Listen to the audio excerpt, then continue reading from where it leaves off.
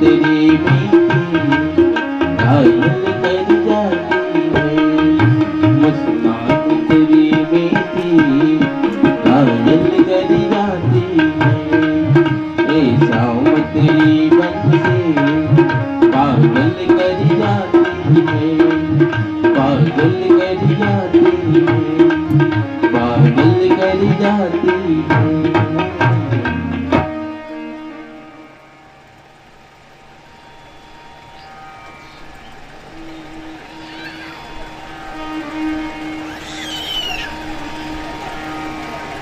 सभी भक्त आरती के लिए खड़े हो जाएं। भागवत जी की आरती बड़े भाव से करेंगे। हरि ओम चंद्रमा मनसो जात चक्षुः सूर्यो वजायते श्रोत्राद्वायस्य प्राणस्य मुखादग्निर्जायते।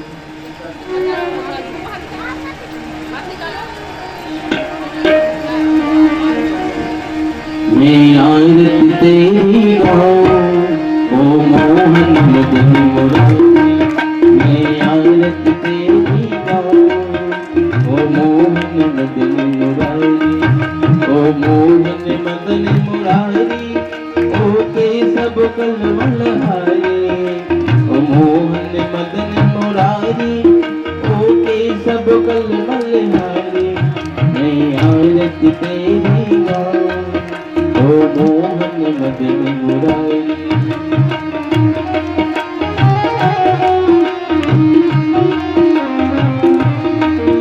है तेरी छवि अनोखी ऐसे ना दूजी देखी, है तेरी छवि अनोखी ऐसे ना दूजी देखी, तुम सा ना कोई सुंदर ओ मोर मुकुट गिरधारी, मैं आरती तेरी गाऊं ओ मोहन मदन मुरारी, जो आरती तेरी गावे बिन मांगे सब कुछ पावे, जो आरती तेरी गावे बिन मांगे सब कुछ पावे, अब सागर पार जो तेरे ओके सब कल बलहारी, मैं आरती तेरी गाऊं ओ मोहन मदन मुरारी, ओ मोहन मदन मुरारी, ओ मोहन मदन मुरारी। जले जितने कर्मे पुष्पादि देवा विवंदनम आर्तिक्यम समर्पयामि। ओम धरो शांतिरंतरिक्षं शांतिः पृथ्वी शांतिरापः शांतिरोगदयः शांतिः वनस्पतयः शांतिर्विश्वे देवाः शांति ब्रह्म शांतिः सर्वगुण शांतिः शांतिरेव शांति सामा शांतिरेधि। नाना सुगंधि पुष्पाणि यथा कालोद्भवानि च पुष्पाञ्जलिर्मया दत्तो गृहाण परमेश्वरः मंत्र पुष्पाञ्जलिं समर्पयामि। श्री प्राण पुरुषोत्तमाय नमः। श्रीमद्भागवत पुराण देवता को नमः। यानि कानि जपापानि जन्मान्तरकृतानि च तानि सर्वाणि नश्यन्तो प्रतीक्षां प्रदेतु। सभी भक्त अपनी अपनी आसन पर बैठ जाएं और बड़े भाव से शांति से शोर न करते हुए सुंदर संगीत में श्रीमद् भागवत कथा श्रवण करें।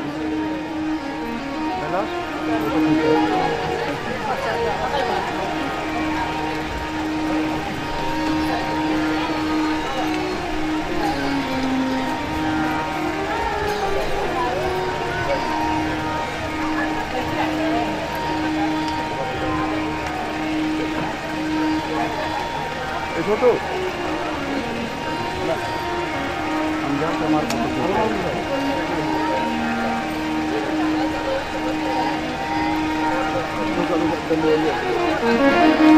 अंजनी माँ तेरा लाला तो बड़ा मतवाला, अंजनी माँ तेरा लाला तो बड़ा मतवाला, सोने की लंका को बल भर में जला डाला, सोने की लंका को बल भर में जला डाला। अंजनी माँ तेरा लाला तो बड़ा मतवाला, अंजनी माँ तेरा लाला तो बड़ा मतवाला, सोने की लंका को बल भर में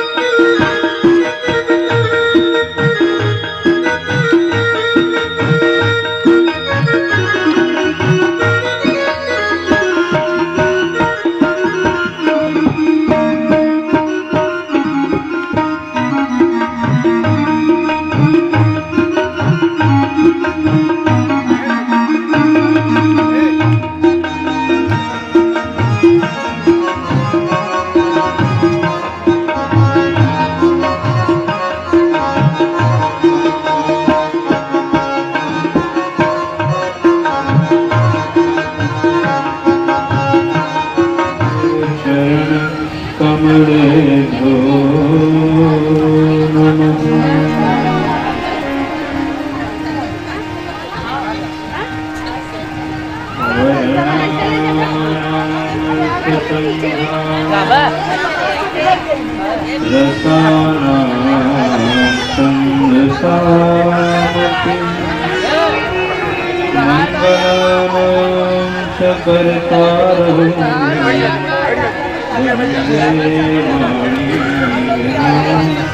आप लोग बैठ जाए। मंगलाचरण के बाद आप लोग कृपया आइए। जब मंगलाचरण हो जाए उसके पश्चात आप लोग हरि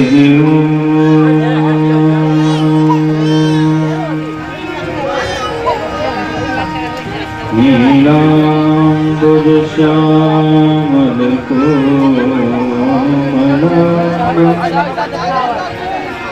सीता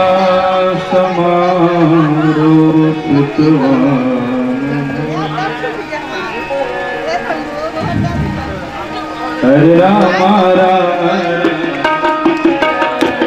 राम हरे राम राम। आ जाइए सब लोग आ जाइए। हरे राम राम राम सीता राम राम राम हरे राम राम राम सीता राम राम राम हरे राम राम राम सीता राम हरे राम राम हरे राम राम राम सीता राम हरे राम राम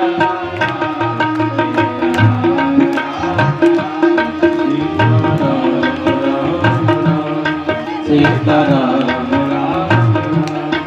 सीता राम राम राम नीलांबर श्यामल कोमलांग सीता समारोपितवामभागम् पाणौ महासायक चारुचापम् नमामि रामं रघुवंशनाथम्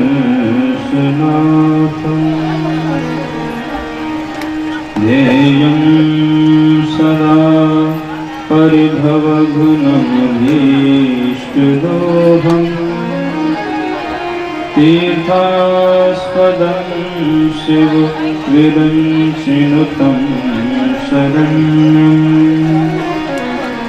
वृत्यार्तिहं प्रणतपालभवादिपूतं वन्दे महापुरुषते चरणारविन्दम्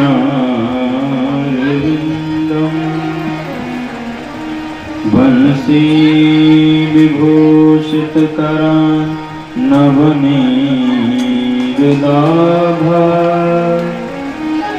पीताम्बरादरुणबिम्बफलाधरोष्ठा पूर्णेन्दुसुन्दरमुखादरविन्दनेत्रा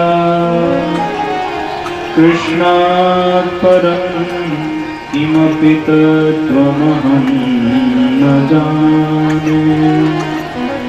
श्री सीतानाथ समारंभा श्रीरामानन्दार्य मध्यमा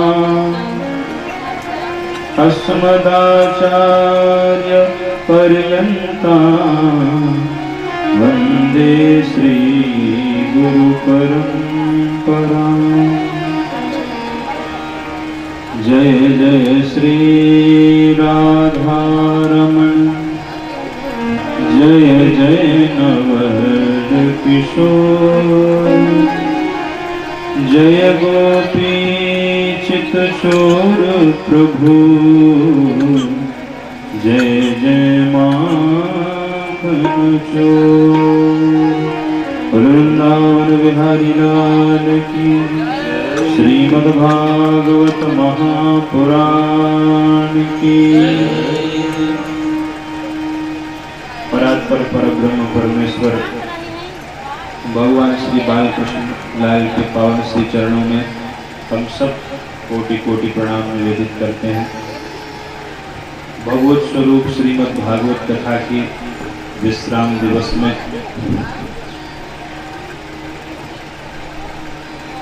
भगवान के ही श्री विग्रह स्वरूप श्रीमद् भागवत कथा के मुख्य यजमान श्री लालमणि पांडे जी,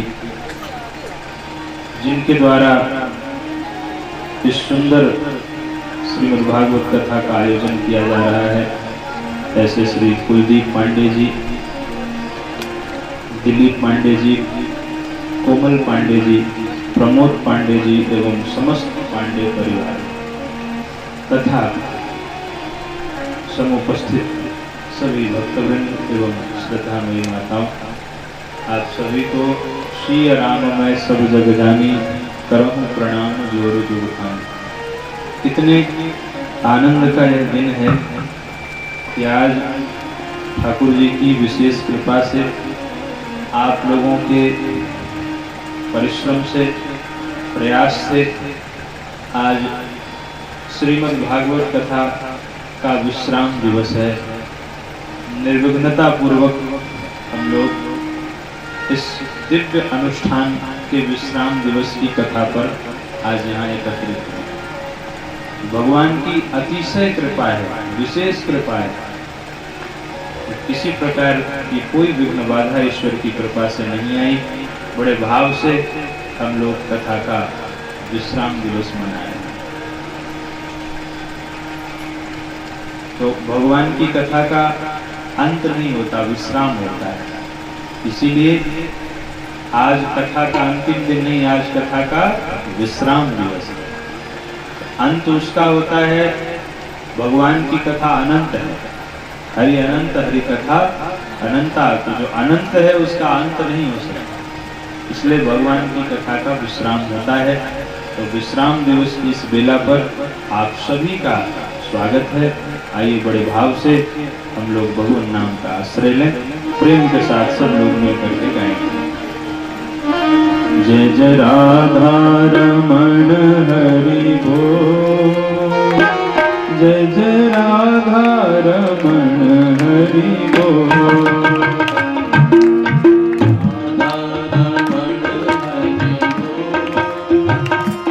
जय जय राधा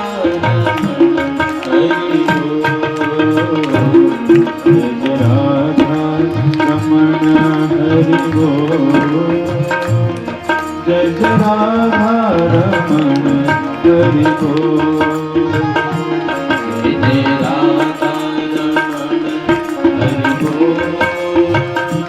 जय जय राधा रमण हरि बोल। हरि बोल हरि बोल हरि बोल हरि बोल, हरि बोल हरि बोल हरि बोल हरि बोल। जय जय राधा रमण हरि बोल, जय जय राधा रमण हरि बोल।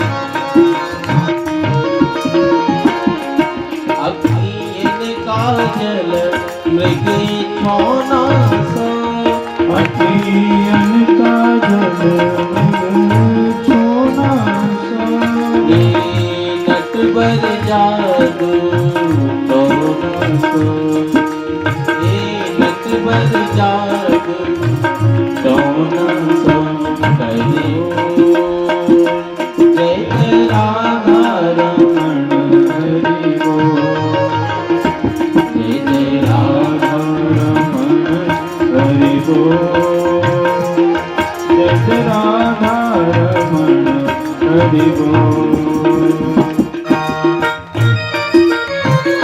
बोलिए श्रीमद् भागवत महापुराण की।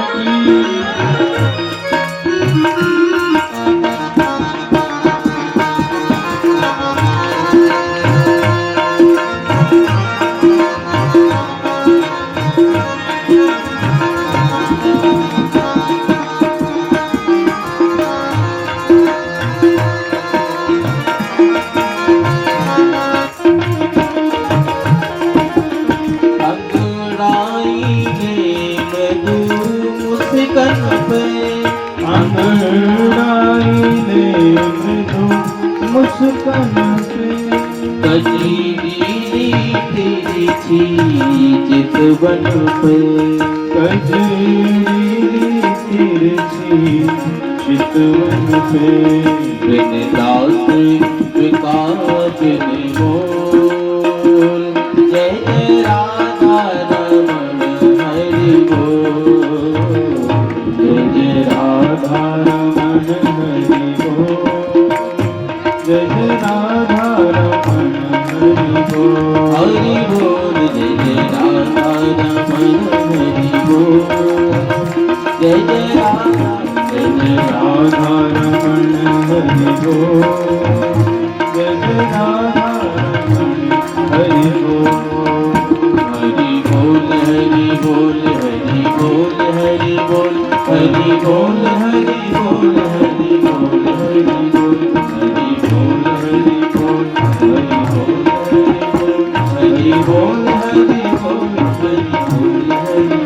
जय जय राधा रमण हरि बोल जय जय राधा रमण हरि बोल जय जय राधा रमण हरि बोल जय जय राधा रमण हरि जय जय राधा रमण हरि जय जय राधा रमण हरि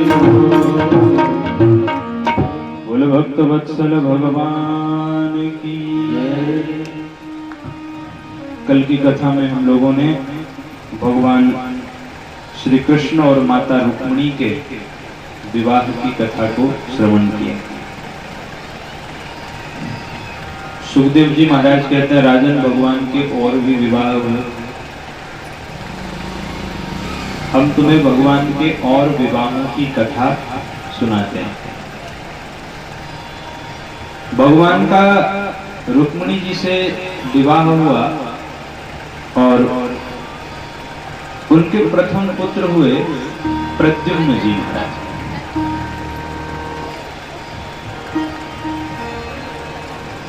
शंबरासुर नाम का एक राक्षस था, उसको पता चल गया कि मेरी मृत्यु भगवान श्री कृष्ण के पुत्र प्रद्युम्न के ही हाथों लिखी है। तो प्रसूति गृह से ही शंबरासुर ने प्रद्युम्न जी का अपहरण कर लिया। अब प्रद्युम्न जी को लेके गया शंबरासुर, समुद्र में गिरा दिया। समुद्र में एक मछली उनको निकल गई। मछली को एक मछुआरे ने पकड़ लिया। अब वह मछुआरा उस मछली को लेकर के फिर शंबरासुर के महल में आ गया। तो शंबरासुर का काल शंबरासुर के महल में ही पलने बढ़े। जब उस मछली को काटा गया तो उसमें से एक बालक निकला। तो उस मछुआरे उनका पालन पोषण किया। ये प्रद्युम्न कौन है? ये साक्षात कामदेव ही हैं, जो भगवान शिव के कोप से भस्म हो गए थे और वही भगवान श्री कृष्ण के पुत्र प्रद्युम्न के रूप में प्रकट हुए। तो काम पत्नी रति आई और रति प्रद्युम्न जी का ध्यान रखती थी, उनका पालन पोषण करती थी। जैसे जैसे समय बदलने लगा वैसे वैसे रति के भावों में भी परिवर्तन आने लगा। जब रति जो दासी के रूप में आई थी, उनके भावों में परिवर्तन होने लगा, तो प्रद्युम्न जी ने पूछा, देवी तुम कौन हो? मात्र भाव मति क्रम में वर्त से कामनीय था। मेरा लालन पालन तो तुम माँ के भाव से करती हो, पर तुम्हारे आचरण से, तुम्हारे व्यवहार से ऐसे लगता है जैसे कोई कामिनी और अपने प्रियतम का पालन कर रही हो। तब काम पत्नी रति ने कहा, महाराज आप पहचाने नहीं, मैं आपकी पत्नी रति हूं और आप साक्षात कामदेव। भगवान शिव के कोप करने पर जब आप भस्म हो गए थे, तब भगवान भोलेनाथ ने मुझे आशीर्वाद दिया था कि तेरा पति कृष्ण पुत्र प्रद्युम्न के रूप में प्रकट होगा। आज भगवान भोलेनाथ का आशीर्वाद फलित हुआ और आप मेरे पति हैं, आप कामदेव हैं, आप कृष्ण की रति। भगवान शिव की समाधि जब भंग करी थी कामदेव ने, तब भगवान शिव के कोप से कामदेव जल करके भस्म हो गए थे। तो जब काम पत्नी रति ने भगवान शिव से याचना करी थी, तब भगवान शिव ने आशीर्वाद दिया था कि जब जदुवंश कृष्ण अवतारा, कृष्ण अवतारा, कोई हरणी महामणि भारा,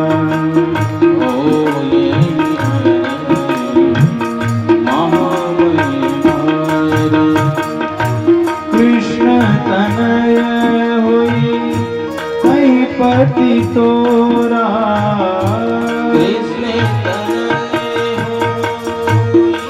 पति तोरा, बचन अन्यथा कोई न मोरा, बचन अन्यथा कोई न मोरा। जब जदुवंश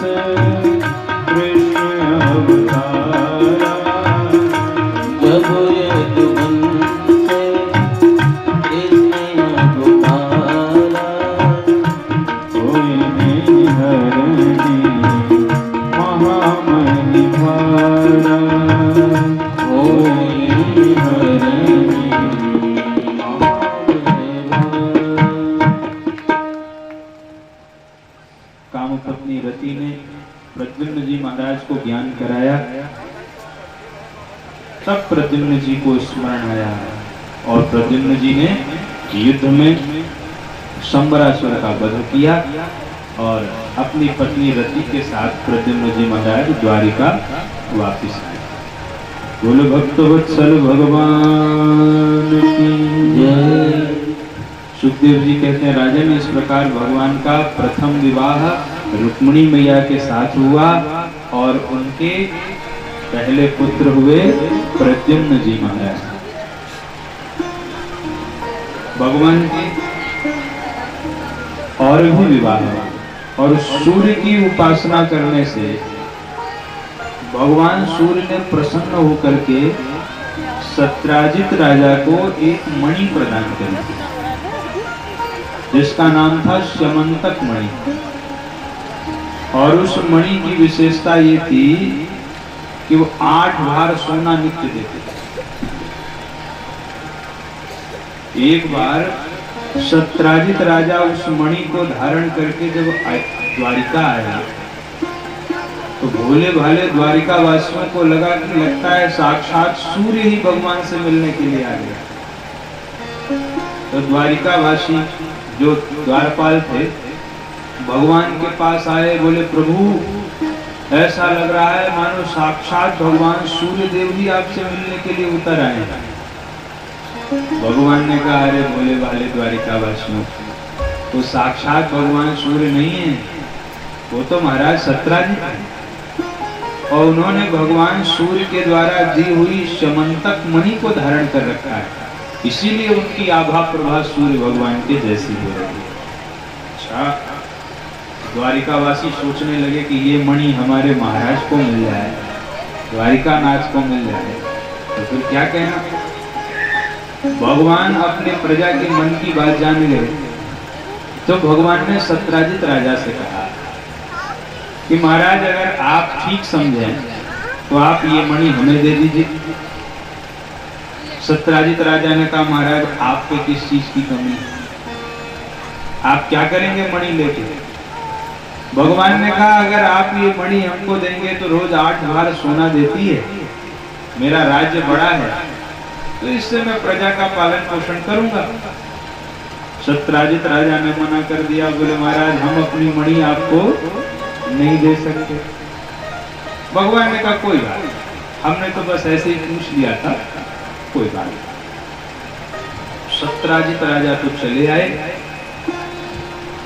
अब होनी को कौन डाल सकता है?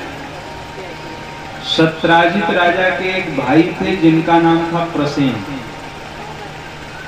और सत्यराजित राजा के भाई प्रसेन ने एक दिन वही मणि धारण करी, बढ़िया चमचमाती हुई मणि, और उसी मणि को धारण करके वो वन विहार करने के लिए चले गए। अचानक एक शेर की दृष्टि पड़ गई प्रसेन के ऊपर। शेर ने झपट्टा मार दिया और शेर ने सत्यराजित राजा के भाई प्रसेन की हत्या कर दी, और प्रसेन की हत्या करके स्वयं सिंह ने वह मणि ले ली। इससे क्या सीख मिली? बोले धन का ज्यादा प्रदर्शन नहीं करना चाहिए, जो वस्तु छिपाने की है उसको छिपा के ही रखना चाहिए। अब शेर जब उस मणि को लेके चला तो एक रीछ की दृष्टि पड़ गई शेर के ऊपर, जामवंत जी महाराज। और जामवंत जी महाराज ने बिना किसी प्रयास के उस शेर को मार दिया, और वह मणि जामवंत जी लेके अपनी गुफा में प्रविष्ट हो गए, और उस मणि को जामवंत जी ने अपनी पुत्री जामवती को दे दिया। अब इधर सत्यराजित राजा को क्या लगा कि लगता है मैंने द्वारिकाधीश को ये मणि देने से इनकार कर दिया था, तो मणि के लोभ में लगता है द्वारिकाधीश ने मेरे भाई को मरवा दिया। अब भाई किसी व्यक्ति के मन में अगर विचार आया तो पहले तो पत्नी से ही कहेगा। तो सत्यराजित राजा ने अपनी पत्नी से कहा सुनो, किसी से कहना मत, लेकिन मुझे लगता है कि द्वारिकाधीश श्री कृष्ण ने ही मणि के लोभ में आकर के हमारे भाई की हत्या करवा दी। अब माताओं को कोई बात कहां पचे, कोई बात अगर कह दी जाए और अगर ये कह दिया जाए कि ये किसी से कहना मत, तब तो पक्की बार उसमें गई और कहती है कि सुनती हो, मेरे पतिदेव कह रहे थे कि द्वारिकाधीश ने ही मणि के लोभ से उनके भाई की हत्या करवा दी, लेकिन देखो ये बात किसी से बताना मत, मेरे पतिदेव ने मुझे मना किया था। तो उसने कहा तुमने हमें क्यों बताया? अरे बोले हम तुमसे कितना प्रेम करेंगे, तुमसे कोई बात छिपाई है आज तक? तुमसे तो बता दिया, लेकिन तुम ध्यान रखना कि तुम किसी और को मत बताना। वो दूसरी ने तीसरी को बता दिया, और उसने भी यही बात कही, देखो ध्यान रखना, हमने तुमको बताई तो बताई, पर तुम और किसी को मत बताना। और ऐसे करते करते जंगल में आग की तरह पूरी अयोध्या में ये बात फैल गई। कौन सी बात? कि द्वारिकाधीश श्री कृष्ण ने मणि के लोभ में सत्यराजित के भाई की हत्या करवा दी। लोग तरह तरह की बातें करने लगे। जनता का मिजाज कब बदल जाए कोई भरोसा नहीं। जो वही लोग क्या कहने लगे, देखो बचपन की आदतें जाती थोड़ी है, पहले माखन चुराते थे और बड़े हो गए तो मणि चुराने लगे। कलंक लगा दिया भगवान। भगवान को पता चला तो बड़ा कष्ट हुआ कि देखो हमने कुछ किया भी नहीं, उल्टे कलंक और लग गया। तब भगवान उस मणि का पता लगाने के लिए कुछ द्वारिका वासियों को संग लेकर के भगवान की कुछ दूर जाने पर वन में भगवान ने देखा कि प्रसेन जो है वो मरे पड़े हुए। और प्रसेन के पास से ही शेर के पैरों के चिन्ह दिखाई पड़ गए। भगवान ने उसका अनुकरण किया। कुछ दूर के बाद वो सिंह भी मरा हुआ पड़ा था और वहां से जामवंत जी के पैरों के निशान मिल रहे थे। भगवान ने उनके चरणों के निशान का अनुकरण किया तो एक गुफा में जाकर के उनके चरणों के निशान भी दिखाई देना बंद हो गए। भगवान ने द्वारिका वासियों को रोका, कहा तुम यहीं रुको, मैं भीतर जाके पता लगाता हूं। भगवान भीतर चले गए और जैसे ही भगवान भीतर गए तो भगवान ने देखा कि जामवंत की पुत्री जामवती उसी मणि के साथ में क्रीड़ा कर रही है। इससे पहले कि भगवान कुछ समझ पाते, जामवंत जी ने भगवान के ऊपर आक्रमण कर दिया। भयंकर युद्ध प्रारंभ हो गया जामवंत जी का भगवान श्री कृष्ण से। जामवंत जी ने भगवान की छाती पर एक मुक्का मारा तो भगवान ने 2 मुक्के जड़ दिए। युद्ध प्रारंभ हुआ। ऐसा भयानक युद्ध चला कि पूरे 27 दिनों तक जामवंत जी की भगवान श्री कृष्ण से हाथापाई होती है, युद्ध होता है। और 27 दिन जब व्यतीत हुए, भगवान ने वो पिटाई करी जामवंत जी की कि उनकी एक एक नसें ढीली हो गई। तब जो है जामवंत जी महाराज को समझ में आया। जामवंत जी ने कहा मैं जान गया कि आप साक्षात भगवान श्री रामचंद्र जी महाराज हैं। मैं प्रभु आपको पहचान गया।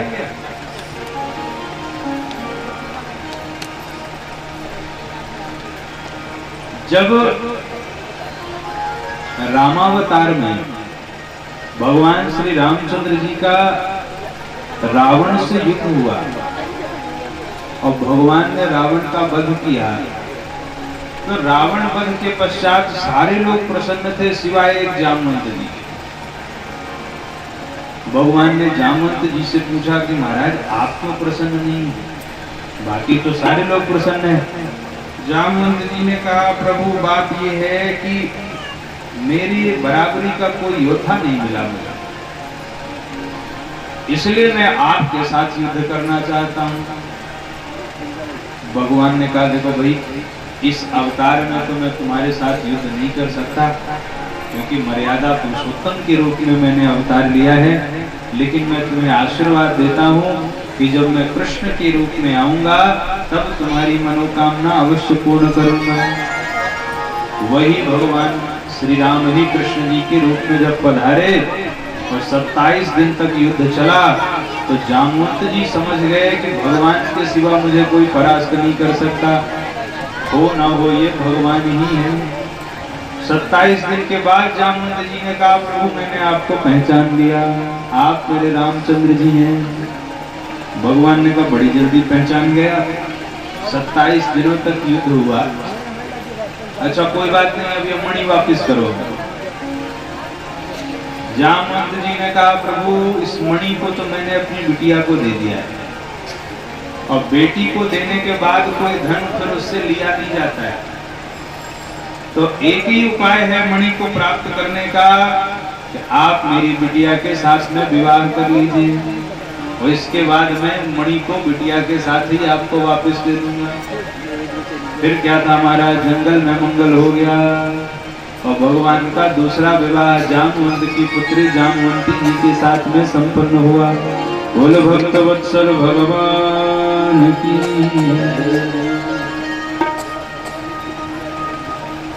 देवी भागवत जी में कथा आती है क्योंकि माँ दुर्गा की उपासना का यह समय है नवरात्रि का,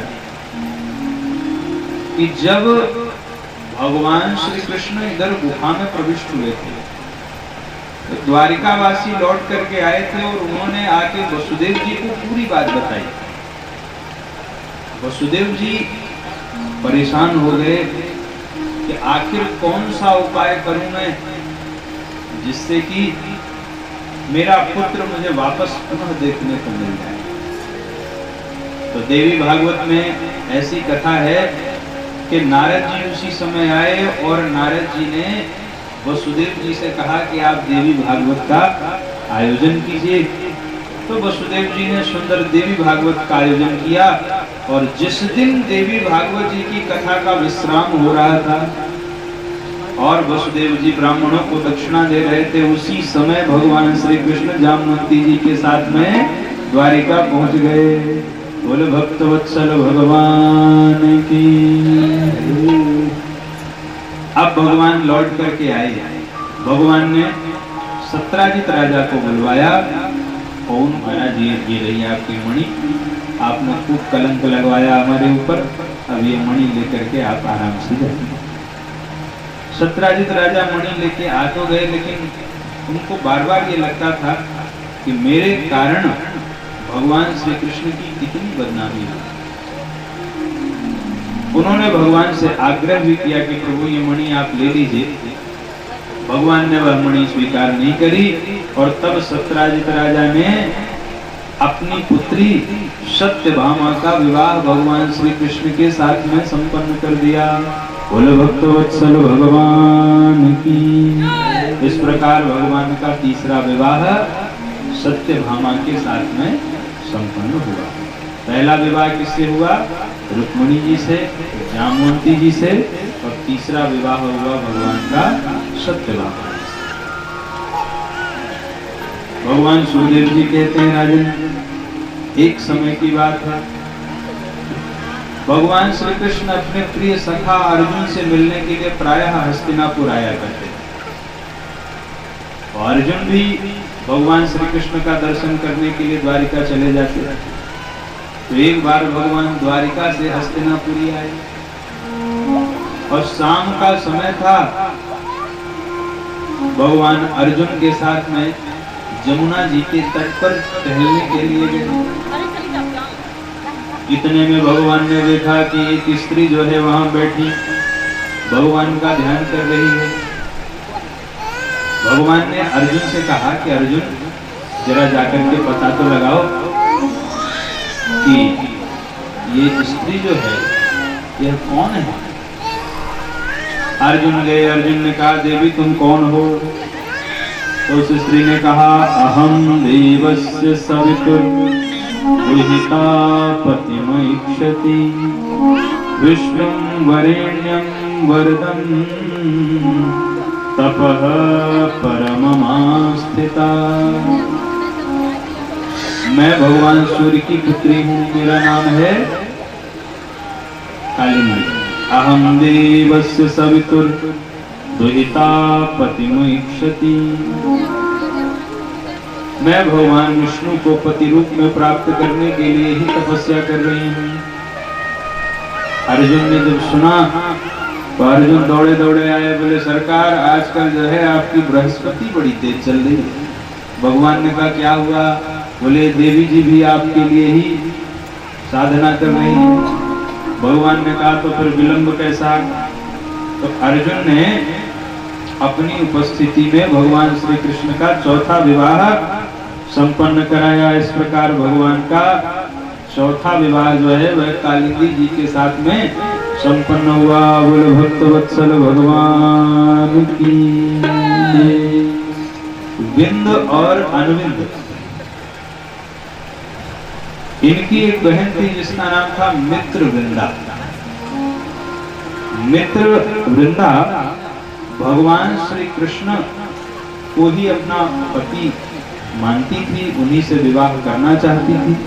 लेकिन वो विंद और अनविंद ये अपनी बहन मित्र वृंदा का विवाह दुर्योधन के साथ में कराना चाहते थे राजनीतिक लाभ लेने के लिए। किंतु स्वयंवर में मित्र वृंदा ने भगवान श्री कृष्ण के गले में जयमाला पहना दी और भगवान का सानंद विवाह, पंचम विवाह भगवान का मित्र वृंदा के साथ में संपन्न हुआ। बोलो भक्तवत्सल भगवान की जय। कौशल नरेश नग्न जी, जिनकी एक बिटिया थी जिसका नाम था सत्या देवी, उन्होंने प्रतिज्ञा ली थी कि जो 7 बैलों को एक साथ नाथ लेगा उसी के साथ मैं अपनी कन्या का विवाह करूंगा। यह दुष्कर कार्य कोई नहीं कर पाए। भगवान श्री कृष्ण ने 7 बैलों को एक ही रस्सी में नाथ लिया और भगवान का इस प्रकार छठा विवाह सत्या देवी के साथ में संपन्न हुआ। अन्य राजाओं ने जब विरोध किया तो अर्जुन ने जो है अन्य राजाओं को वहां से मार मार करके भगा दिया, युद्ध में परास्त कर दिया। 7वां विवाह भगवान का भद्रा जी के साथ में संपन्न हुआ और 8वां विवाह भगवान का लक्ष्मण जी के साथ में संपन्न हुआ। इस प्रकार भगवान के 8 विवाह तो अलग अलग हुए, लेकिन भगवान के 16,100 विवाह एक ही साथ में संपन्न हुए। 8 विवाह तो ये अलग अलग रहे। परीक्षित जी कहते हैं महाराज भगवान के 16,100 विवाह एक साथ हो गए। यह कथा हमें कृपा करके सुनाइए। भगवान सुखदेव जी कहते हैं कि राजन, एक भौमासुर नाम का राक्षस था जिसको कि नरकासुर भी कहा जाता है, भूमिपुत्र भौमासुर।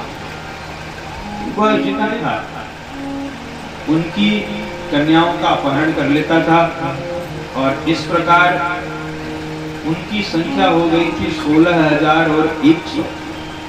भगवान को जब पता चला तो भगवान ने भौमासुर के नगर पर आक्रमण किया। आक्रमण करके भगवान ने भौमासुर का वध किया और भौमासुर का वध करके भगवान ने 16,100 कन्याओं को उसके कारागार से मुक्त कराया। जब भगवान वहां से चलने लगे तो उन 16,100 राजकुमारियों ने कहा कि प्रभु, आपने हमें इसके कैद से तो मुक्त करा दिया, पर अब हमें संसार में स्वीकार कौन करेगा? अब हमें इस संसार में कोई स्वीकार नहीं करेगा, इसलिए हम सब आपकी शरण में हैं, आप ही हमको स्वीकार कीजिए। तो भगवान ने समाज की व्यवस्था बनाए रखने के लिए उन 16,100 राजकुमारियों के साथ में विवाह कर लिया। बोलो भक्तवत्सल भगवान की। इस प्रकार भगवान की जो रानियां थी उनकी संख्या हो गई 16,108। 16,108 रानियां और प्रत्येक रानी से 10-10 पुत्र, तो पुत्रों की संख्या हो गई 16,108 और 10 से गुणा कर दीजिए 1,61,080। इतने तो हुए भगवान के पुत्र। इतना बड़ा भगवान का परिवार और फिर भी भगवान बड़े प्रेम के साथ में रहते हैं। इतने बड़े परिवार में भी भगवान बड़े आनंद के साथ में रहते हैं। कभी रुक्मिणी जी से परिहास करते हैं, कहीं कभी अपने बच्चों को सुंदर ज्ञान का उपदेश देते हैं कि जीवन में कितनी ही विपरीत परिस्थितियां आ जाएं, कृष्ण चरित्र हमें यही शिक्षा देता है कि हर स्थिति में, हर परिस्थिति में हमें धैर्य बना करके रखना चाहिए और प्रसन्न रहना चाहिए। हर स्थिति में प्रसन्न रहो। आप कोई भी चरित्र देखिए, चाहे राम चरित्र हो, चाहे कृष्ण चरित्र हो, भगवान के ऊपर कितने संकट आए, पर भगवान फिर भी हर स्थिति में प्रसन्न है। इतना बड़ा परिवार है। आज हम देखते हैं तो हमें बड़ी प्रसन्नता होती है कि हमारे यजमान जी श्री लालमणि पांडे जी, आपका पूरा परिवार संयुक्त है, संगठित है और इतने प्रेम से रहते हैं कि पता ही नहीं चलता है। ऐसे परिवार आज के समय में दुर्लभ होते जा रहे हैं। अब लोग संयुक्त परिवार में रहना ही नहीं चाहते, लेकिन ये संयुक्त परिवार ही हमारी भारतीयता की पहचान है, जहाँ पर सब मिल करके रहें, साथ में रहें। भगवान से बड़ा इसका प्रमाण कौन हो सकता है कि जहां भगवान की रानियां 16,108 हैं और 16,108 रानियां और पुत्र हैं 1,61,080।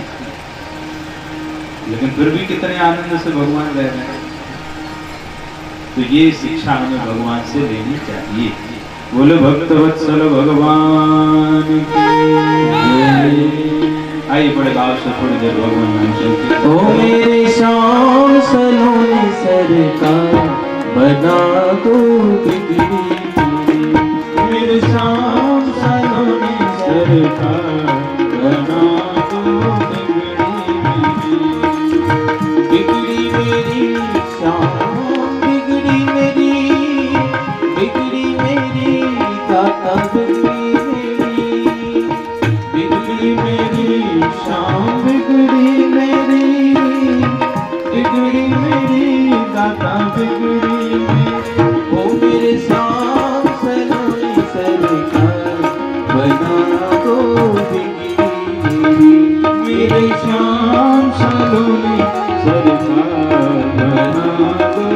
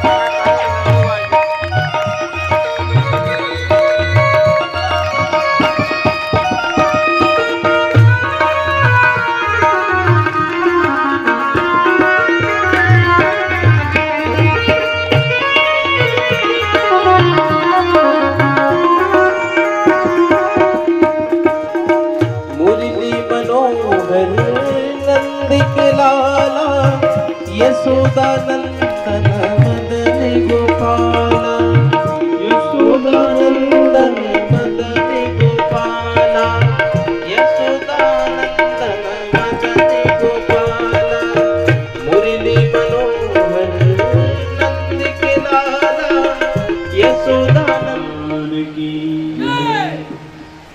भगवान बड़े ही आनंद से रहते हैं। और एक दिन भगवान ने रुक्मिणी मैया के साथ हास प्रयास किया। भगवान को लगा कि मेरी और तो जितनी रानियां हैं वो नाराज भी हो जाती हैं, लेकिन रुक्मिणी जी कभी नाराज नहीं होती। भगवान ने सोचा आज इनको नाराज कर। भगवान ने हास प्रयास किया और भगवान रुक्मिणी मैया से कहते हैं, देवी। भगवान बिल्कुल उदास होकर बैठ गए। तो रुक्मिणी मैया को लगा क्या हो गया इनको, जीवन में कभी तो इनको उदास हमने नहीं देखा, आज उदास होकर बैठे। रुक्मिणी मैया ने कहा क्या हुआ प्रभु।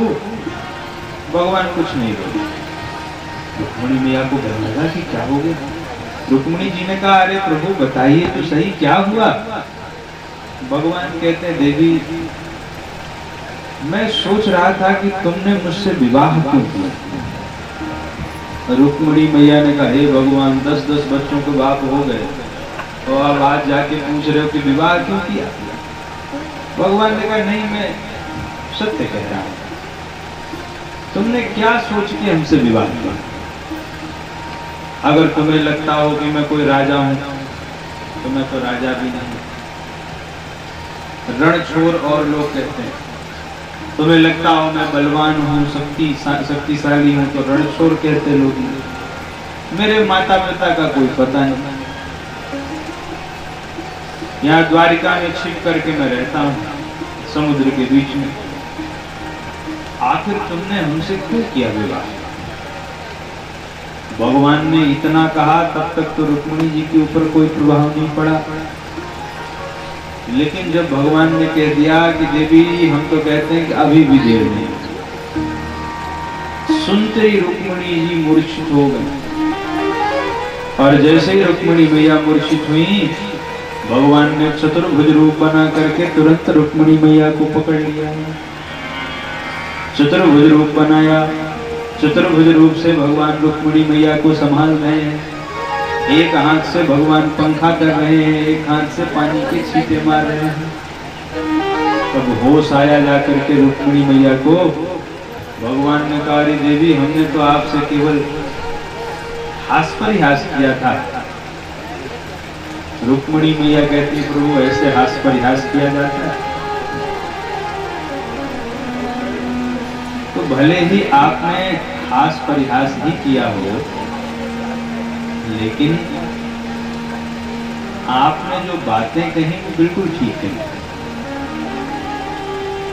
आपने कहा कि आप में कोई गुण नहीं है। आप सही कह रहे हैं, क्यों? क्योंकि आप निर्गुण हैं। निर्गुण, निराकार, निर्विशेष परम ब्रह्म परमात्मा हैं आप। इसलिए अगर आप कहते हैं कि आप निर्गुण हैं, तो निर्गुण को तो मैं इस रूप में देखती हूं कि आप परब्रह्म हैं। जब आप कहते हैं कि आपके कोई मैया बाप का पता नहीं है, तो ठीक तो कहते हैं आप। क्यों? कि न माता न पिता तस्य। आप परब्रह्म परमात्मा हैं, और आपके न माता है न पिता, क्योंकि आप ही सारे जगत के माता पिता हैं। आप ही सारे संसार के माता पिता हैं। आप कहते हैं आप द्वारिका में छिप करके बैठे हुए हैं। बोले, जब आपके सच्चे भक्त आपको पुकारते हैं, तो आप इसी प्रकार उनके हृदय भवन में जाकर के बैठ जाते हैं। एक एक प्रश्न का उनके उत्तर दिया। तो भगवान कहते हैं कि देवी, गृहस्थी को हमेशा हास परिहास करते रहना चाहिए जीवन में, क्योंकि गृहस्थ जीवन अनेक प्रकार की चुनौतियों से भरा पड़ा है। तो जितनी चुनौतियां गृहस्थ जीवन में हैं, ये इतनी चुनौतियां और कहीं नहीं। रोज कोई ना कोई समस्या, कोई ना कोई समस्या। इसलिए गृहस्थ को चाहिए कि वह हास परिहास करता रहे और प्रेम पूर्वक जो है अपने जीवन को जीता रहे। बोले भक्तवत्सल भगवान की जय। भगवान श्री कृष्ण के पुत्र प्रद्युम्न और प्रद्युम्न जी के पुत्र अनिरुद्ध। अनिरुद्ध जी के 2 विवाह हुए और दोनों में भयंकर झगड़ा हुआ। अनिरुद्ध जी का एक विवाह तो हुआ रुक्मिणी जी का जो भाई है, रुक्मी, उसकी नाती के साथ। और जब विवाह हो ही रहा था, तो उसी समय रुक्मी द्यूत क्रीड़ा कर रहा था दाऊ भैया के साथ। और होता क्या था कि बार बार जीत होती थी दाऊ भैया की, लेकिन वो झूठ बोल बोल के रुक्मी कहता था, मैं जीत गया, मैं जीत गया। और दाऊ भैया बार बार कहें, देख तू नहीं जीता है, मैं जीता। लेकिन रुक्मी के समर्थक बैठे थे जो ये कहते थे कि नहीं, रुक्मी ही जीता। एक और विवाह चल रहा है और एक और ये युद्ध क्रीड़ा हो रही। अंततः तो आकाशवाणी ही हो गई कि दाऊ भैया बार बार आप जीतते हो, लेकिन ये झूठ बोल रहा है रुक्मी। और फिर तो दाऊ भैया को ऐसा क्रोध आया, तो दाऊ भैया ने हल मुसल निकाल के तुरंत रुक्मी को गोविंदाय नमो नमः रुक्मी को मार ही दिया। और रुक्मी की नातिन से विवाह करने गए और रुक्मी को निपटा दिया। अब जब रुक्मी को मार दिया तो कुछ लोग भगवान श्री कृष्ण के पास आए, बोले आपके भाई साहब ने आपके साले साहब को मार दिया। भगवान ने सोचा आप क्या बोले, अगर ये कहते हैं कि भाई साहब ने गलत